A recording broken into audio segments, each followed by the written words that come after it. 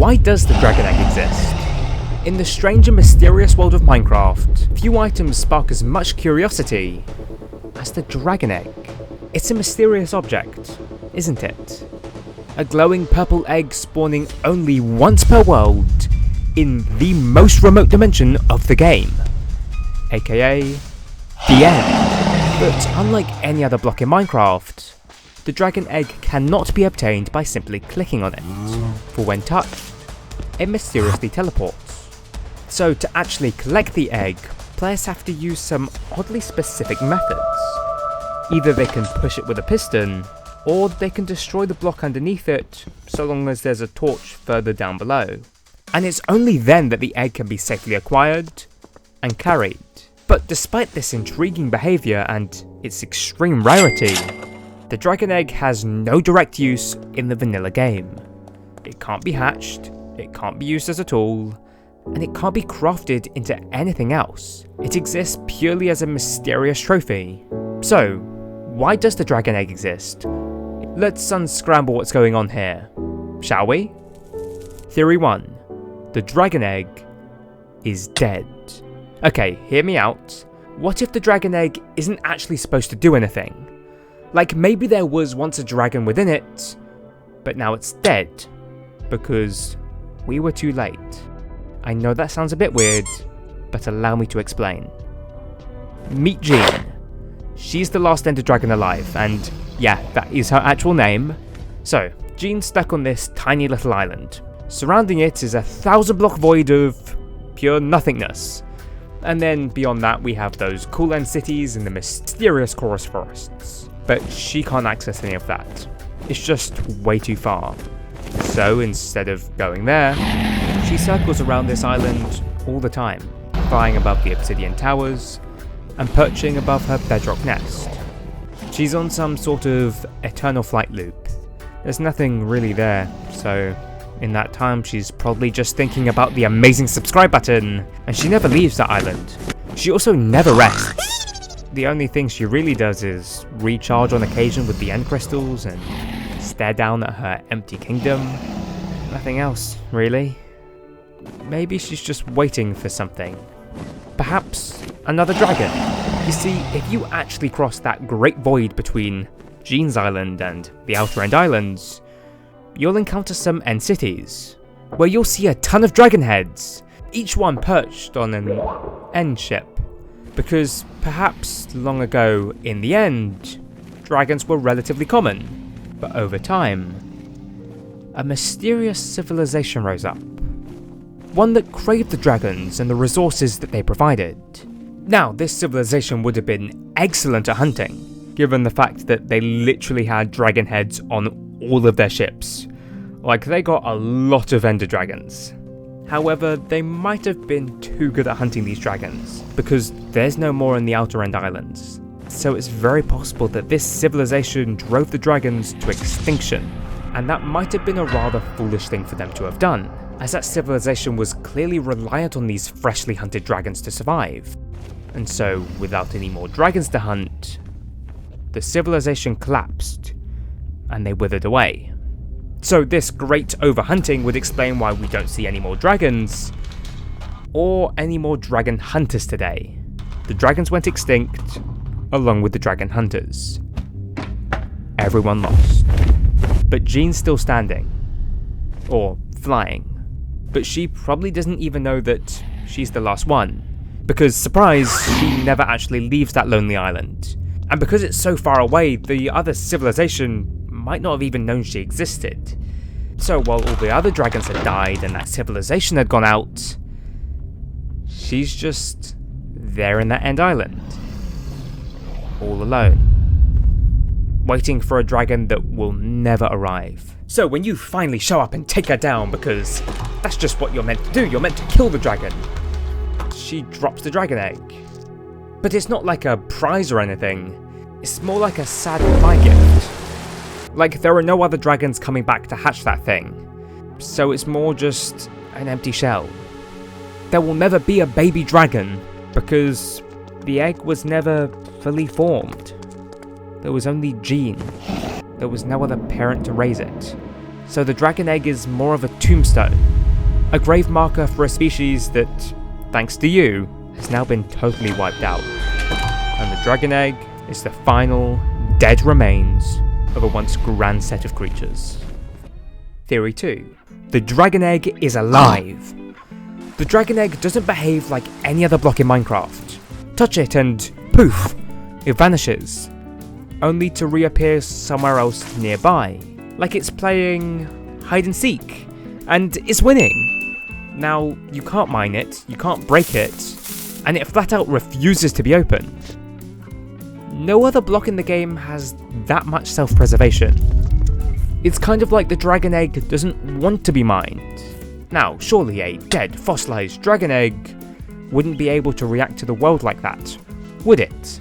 Like, how could a dead thing, such as a block, have any sense of self-preservation? Only a living being with some sort of intelligence could do that. And so that's why some players believe that the egg is actually alive, but dormant. A living creature that's just waiting to wake up. It's clearly not all there yet, but with the right processes, it could be made active. Maybe inside the egg is a second dragon, one that's even more powerful than Gene. But right now though, it's asleep, still dreaming, still dormant, hibernating until it's ready to rise. The egg being alive also aligns rather well with the fact that there's only one egg. Dragons are massive creatures and likely require a ton of resources to grow and keep alive. So it would make sense that Gene would only drop one. Dragons likely would have only had one dragon child at a time, which is what that dragon egg could have represented. Also, a very important piece of proof for this idea is that when you put the dragon egg in your inventory for the first time, you get the achievement, The Next Generation.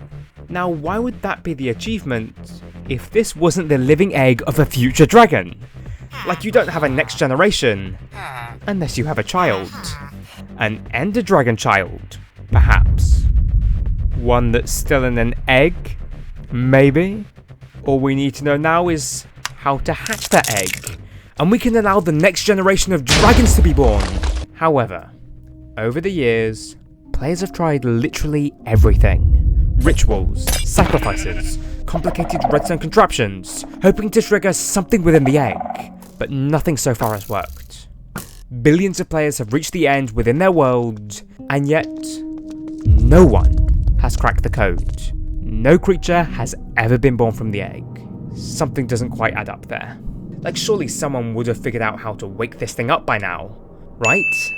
Unless, of course, it's not actually alive, and there is no dragon inside it. And, oh, here's another strange detail.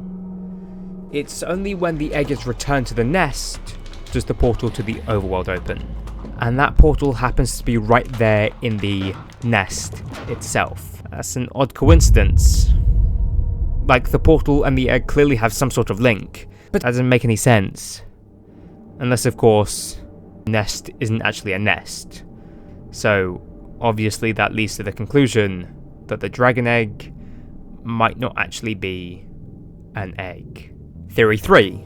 The dragon egg is a lie. The end is unlike any other dimension in Minecraft. It's empty, it's isolated, and it repeats. It's a set of islands hovering above a dangerous void.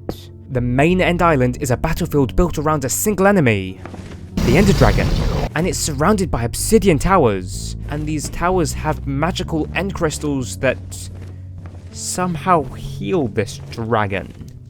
Oh, and let's not forget that the dragon doesn't die like any other mob. It explodes in a light display. And oh, it's only when the dragon has fully exploded in the air that somehow the egg appears above the nest.